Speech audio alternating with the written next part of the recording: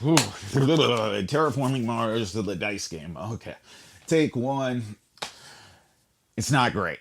Terraforming Mars is one of my favorite games, or rather game series, starting with the original and then my personal Bay Ares Expedition, which I think preserves the core elements of the original game, takes out the chaff, and just leans into what that series does best. This game preserves that sharply refined economic system with loads of cards that you're going to make choices as to which you're going to use and tons of resources, but then that's the thing. It replaces those resources with dice, which I love dice games. I love games where, through the long lens of statistics, you can plan on certain averages. You can use mitigation to push those into interesting situations and more tactical environments where you got to make use out of what you have rather than trying to force dice to be something that they're not.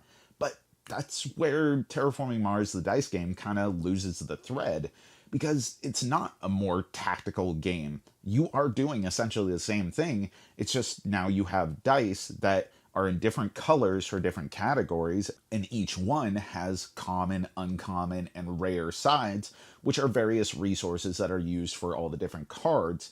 And there are a lot of ways that the game gives you to manipulate those dice, but you're constantly working against them to have the precise outcomes that you need to play the cards that you want to feel like you are gaining momentum and growth. It's not all bad though. There are some really cool elements I love here that make it stand apart from the two predecessors. The system for additional points by the end of the game based off of certain tags, which are just now combined into resources based off of a rolled 3 dice at the beginning of the game, setting up what's going to be prioritized. I think that's a really cool system. And the support action that you get to take at the beginning of every turn does give you a nice little prelude, in the parlance of Terraforming Mars, before you take your major action. It just doesn't really work to make it feel good and fluid with the rest of the things that it's doing.